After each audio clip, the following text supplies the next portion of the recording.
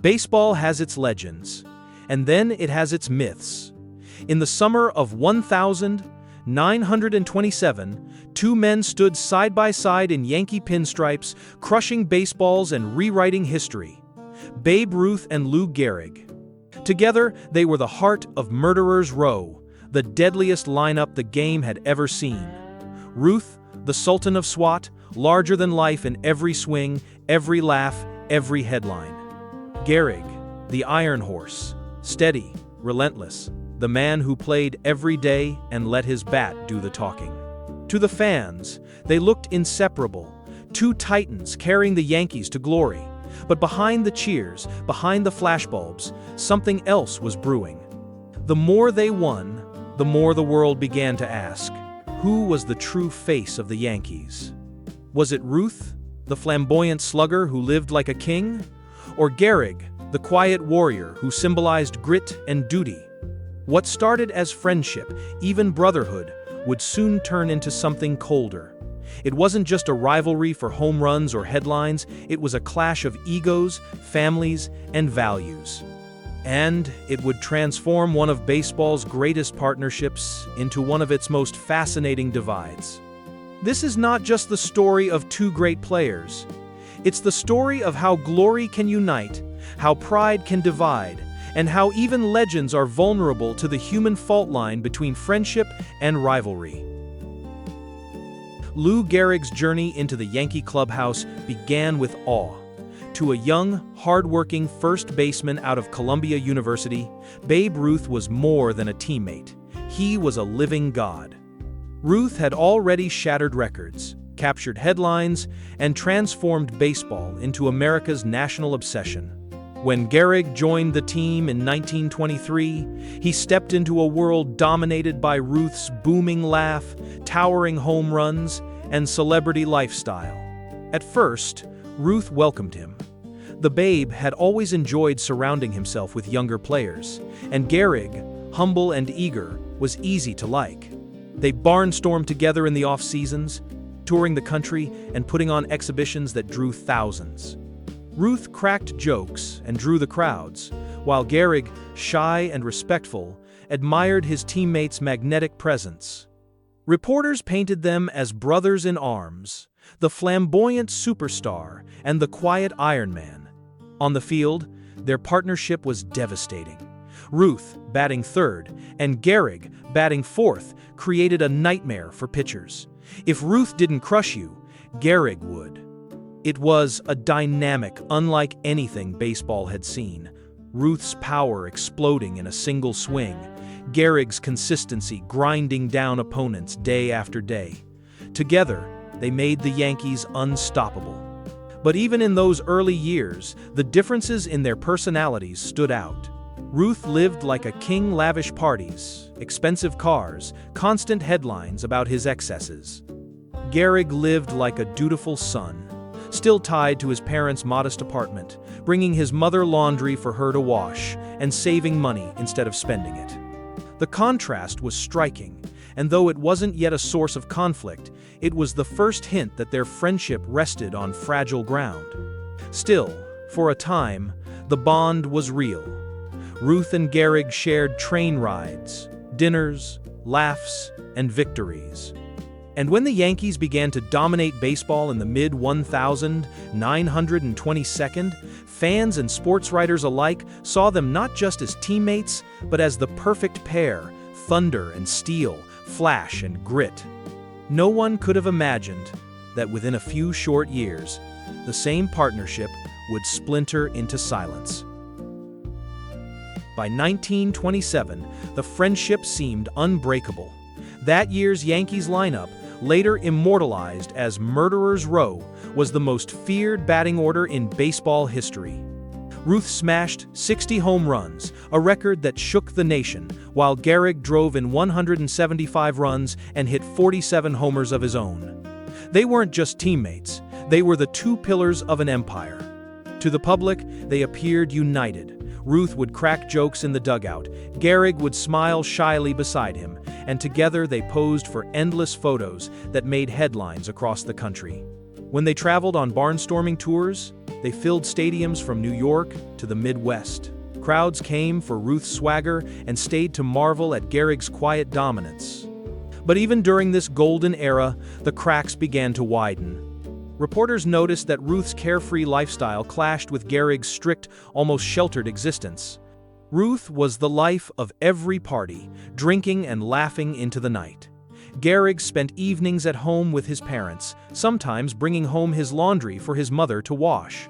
To Ruth, this seemed old-fashioned. To Gehrig, Ruth's excesses looked reckless. Still, their success masked the tension. Together, they powered the Yankees to the 1,927 World Series championship, cementing themselves as the most iconic duo in sports.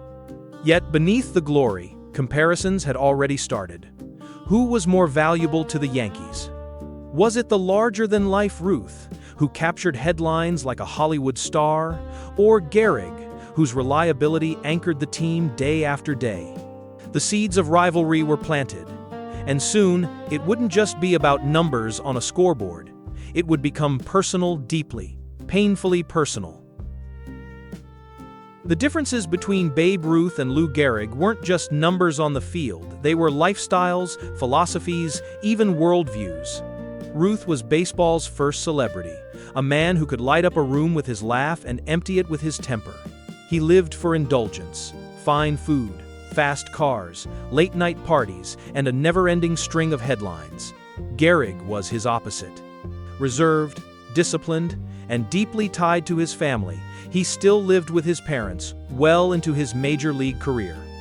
He was the dutiful son, carrying groceries for his mother and quietly sending much of his salary home. At first, these differences seemed harmless, even complimentary. Ruth's charisma attracted the spotlight, and Gehrig's steady presence kept the Yankees grounded. But the more the press and public compared them, the more tension grew. Writers loved to cast Ruth as the flamboyant showman and Gehrig as the modest workhorse. Fans debated in bars and newspapers. Was it Ruth's swagger or Gehrig's grit that defined the Yankees? What might have stayed a professional rivalry soon turned personal. The spark came not from the diamond, but from the home. Ruth and Gehrig's mother had a falling out. Accounts differ, but the story goes that Gehrig's mother criticized Ruth's parenting, claiming he let his daughters run wild. Ruth, famously protective of his family, took the remark as an unforgivable insult. From that day on, Ruth and Gehrig barely spoke off the field. Inside the Yankees clubhouse, the chill was obvious. Where once there had been laughter and camaraderie, now there was silence. The teammates who had barnstormed together, posed together, and dominated together no longer acknowledged each other. For the press, it was irresistible. Two of the greatest players alive, suddenly at odds. For the Yankees, it was a storm brewing in the heart of their dynasty. What had begun as admiration and brotherhood had hardened into competition, and soon the battle would spill onto the field itself. By the early 1932nd, the rivalry was no longer subtle. Every box score, every headline seemed to fuel the fire. Ruth still swung for the fences, his home runs soaring into legend, but Gehrig was closing the gap. Season after season, he posted staggering RBI totals, played every single day, and began carving out his own claim to greatness. In 1931, Gehrig hit 46 home runs and drove in 185 runs, numbers that would have crowned him the undisputed star on any other team. But with Ruth still commanding the spotlight, Gehrig was often cast as the other guy, the quiet second act to baseball's biggest show. That narrative gnawed at him, even as he stayed outwardly humble. The press fed the rivalry at every turn. They asked Ruth if Gehrig might surpass him. They asked Gehrig if he felt overshadowed. Fans, too, picked sides. Some worshipped Ruth's larger-than-life persona, while others admired Gehrig's quiet dignity. In a city like New York, the debate raged louder with each passing summer. Who was the true Yankee legend?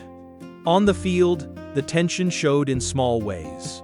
Ruth and Gehrig rarely spoke in the dugout. During road trips, they sat apart. Their smiles in team photos grew tighter, their interactions colder. And yet, their combined firepower still propelled the Yankees forward. In 1932, they stormed to another championship, Ruth hitting his famous called shot in the World Series, while Gehrig batted .229 with 3 home runs. It should have been a moment of shared triumph, but instead, it highlighted their divide. Ruth had the myth. Gehrig had the numbers. That season also marked the point of no return. Whatever remained of their friendship had evaporated. What had once been brothers in arms was now a silent duel for supremacy, waged in batting averages, home runs, and the hearts of fans. And as the decade wore on, the rivalry would give way to something even more haunting, the twilight of both careers and the fragility of the men behind the legends. Ruth's twilight came first. By 1934, the great slugger was past his peak, his body slowed by years of excess. His last season in pinstripes was filled with flashes of brilliance, but also reminders that his reign was ending. Gehrig, meanwhile, was in his prime. He won the Triple Crown in 1934, hitting .363 with 49 home runs and 165 RBIs, numbers that made clear the Yankees now belonged to him. Yet even as the torch seemed to pass, the chill between them never thawed. Ruth longed for a graceful exit, maybe even a chance to manage, but the Yankees' front office turned its eyes toward Gehrig, the steady leader who embodied reliability. The press painted the contrast more starkly than ever. Ruth as the fading comet, Gehrig as the rising Sunday. In 1935, Ruth left for the Boston Braves, ending his Yankee era. For the first time in over a decade, the Bronx had only one Titan left, and Gehrig wore the crown. He became team captain, the face of the franchise, and the model of consistency, playing day after day in his legendary consecutive game streak. To many, it felt like Gehrig had won the long rivalry. But fate was cruel. Just 4 years later, in 1939, Gehrig was diagnosed with amyotrophic lateral sclerosis, ALS. The Iron Horse, once indestructible, found his body betraying him. His famous Luckiest Man Alive speech on the 4th of July, 1939, brought tears to millions. Yet Ruth was not present. The silence between them still lingered. When Gehrig died in 1941 at just 37, the rivalry ended in tragedy. At his funeral, Ruth finally broke down. Photographs captured him weeping at Gehrig's casket, his large frame bent with grief. For all the bitterness, all the cold years, the bond between them had never truly died. It had only been buried beneath pride, competition, and misunderstanding. And in that moment, as Ruth wiped away tears, the world was reminded that behind the records and the rivalry were simply two men, teammates, friends, and legends forever tied together in baseball's memory. In the end, the Ruth Gehrig saga became more than just a footnote in Yankees history. It became a parable about greatness, pride, and the fragile bond between friends. Together, they forged an era that still defines baseball. Ruth with his towering blasts that turned ballparks into theaters, and Gehrig with his iron will, playing 130 consecutive games and carrying his team with quiet strength. Their rivalry was never a shouting match or a fistfight. It was subtler, colder, a silence that spoke louder than words. The two men who once barnstormed the country arm in arm ended their time as teammates, barely acknowledging each other. And yet, when death came for Gehrig, Ruth's tears told the truth.